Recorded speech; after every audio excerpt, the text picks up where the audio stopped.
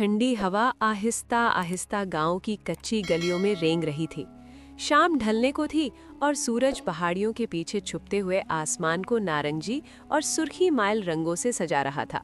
ये सर्दियों का वो दिन था जिस दिन सर्दी सिर्फ जिस्म को नहीं बल्कि दिल को भी एक दूसरे के करीब ले आती है। इस गांव में सर्दियों का मतलब सिर्फ लिहाफ, आग और गर्म कपड़े नहीं था, बल्कि सर्दियों का मतलब था साथ, मोहब्बत और एक साथ बैठकर रात का खाना। ये गांव छोटा सा था मगर दिल बहुत बड़े थे। कच्चे घरों की कतारें, बीच में खुला मैदान और उस मैदान के किनारे एक पुराना बरगद का दरख्त जो बरसों से सब कुछ देख रहा था। यही वो जगह थी जहां हर रात सर्दियों में पूरा गांव इकट्ठा होकर खाना खाता था। एक दिन नहीं, 2 दिन नहीं, बल्कि हर रोज। ये उनकी रिवायत थी, उनकी पहचान थी। जैसे ही मगरिब की अजान हुई, घरों में हलचल शुरू हो गई। औरतें चूल्हों के पास मसरूफ हो गईं। कहीं लकड़ियां जलाई जा रही थीं, कहीं कोयलों को हवा दी जा रही थी। देगचियां चूल्हों पर चढ़ीं, किसी में दाल पक रही थी, किसी में सब्जी। कहीं मकई की रोटियां थपथपाई जा रही थीं, कहीं आटे से पेड़े बन रहे थे। बावर्ची खानों में गर्म भाप उड़ रही थी और मसालों की खुशबू हवा में घुल रही थी। बूढ़ी अम्मा जान, जिनके हाथों की लकीरें वक्त की कहानियां सुनाती थीं, आहिस्ता आहिस्ता प्याज काट रही थी। उनकी आंखों में पानी आता तो वो मुस्कुराकर कहती, ये प्याज नहीं, ये तो मोहब्बत है जो आंखों से निकल रही है। उनके पास बैठी नौजवान बहू सब्जी धो रही थी।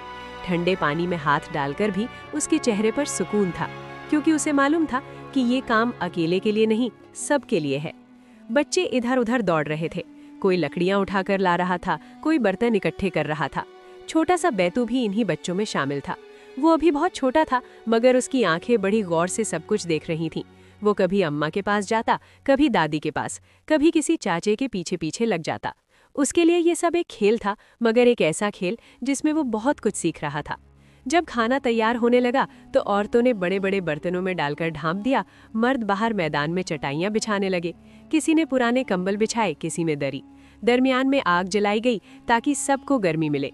आग की लपटें ऊपर को उठती तो ऐसा लगता जैसे वो भी इस महफिल का हिस्सा हो। रात गहरी हो रही थी, आसमान पर सितारे निकल आए थे। सर्दी तेज थी, मगर दिलों में अजीब सी गर्मी थी। एक एक करके सब लोग मैदान में आने लगे। कोई अपने हाथ में रोटियों का थाल लाया, कोई दाल का देगचा, कोई चावल, कोई लस्सी, कोई साग। कोई खाली हाथ नहीं आया, और अगर कोई आया भी तो किसी ने उसे खाली महसूस नहीं होने दिया। सब बैठ गए, बूढ़े, जवान, बच्चे, औरतें, मर्द, सब एक साथ। कोई ऊंचा नहीं, कोई नीचा नहीं, सब बराबर। खाना तकसीम होने लगा। कोई किसी को ज्यादा दे रहा था, कोई कम ले रहा था, मगर किसी को शिकायत नहीं थी। सबका पेट एक जैसा भरता था, मगर दिल सबके अलग अलग अंदाज में भर रहे थे। बैतू अपनी माँ के पास बैठा था। उसके सामने गर्म रोटी रखी गई। उसने रोटी को हाथ लगाया तो गर्मी से हाथ खींच लिया। सब हंस पड़े। उसकी दादी ने रोटी को फूंक मारी और कहा, बेटा सब्र करना सीखो, हर चीज फौरन नहीं मिलती। बीतू ने सर हिलाया, जैसे उसने कोई बड़ी बात समझ ली हो। खाने के दौरान बातें हो रही थी। कोई पुरानी याद सुना रहा था, कोई हंसी मजाक कर रहा था, कोई आने वाले दिनों की बातें कर रहा था। किसी के चेहरे पर थकान थी, मगर उस थकान में भी सुकून था। ये वो थकान थी जो मिलजुल कर काम करने से आती है। खाना खत्म हुआ तो किसी ने फौरन उठकर हाथ नहीं झाड़े। औरतें खुद आगे बढ़ीं, बर्तन इकट्ठे करने लगीं। मर्दों ने पानी भरने की जिम्मेदारी ली। बच्चे भी पीछे नहीं रहे। कोई बर्तन उठा रहा था, कोई चटाइयां समेट रहा था। बीतू ने भी एक छोटा सा प्याला उठाया और बड़ी एहतियात से ले जाने लगा। रास्ते में पानी छलक गया, मगर किसी ने डांटा नहीं। उसकी माँ ने बस मुस्कुराकर कहा, कोई बात नहीं, सीख जाओगे। बर्तन धोने की जगह पर ठंडा पानी था। हाथ सुन्न हो रहे थे, मगर कोई पीछे नहीं हटा।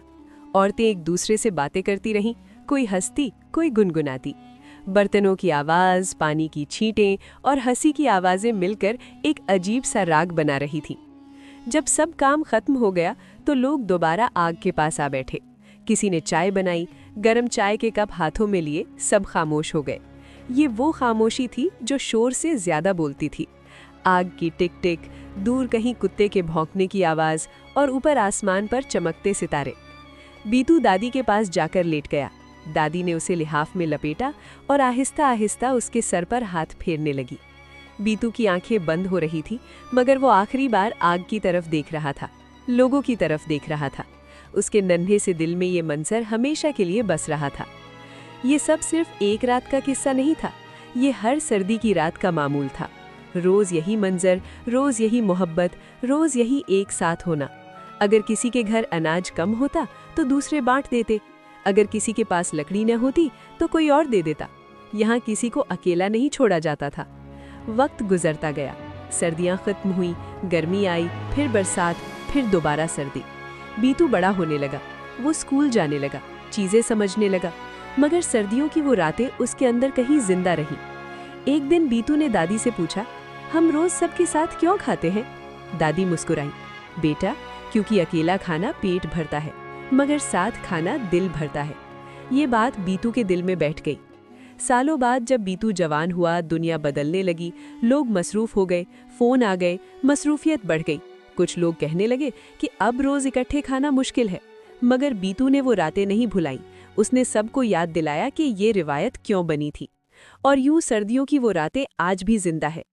आखिर में इस कहानी का सबक यही है कि जिंदगी सिर्फ अपने लिए जीने का नाम नहीं, मिलजुल कर खाना, मिलजुल कर काम करना, एक दूसरे का हाथ बटाना, यही असल दौलत है।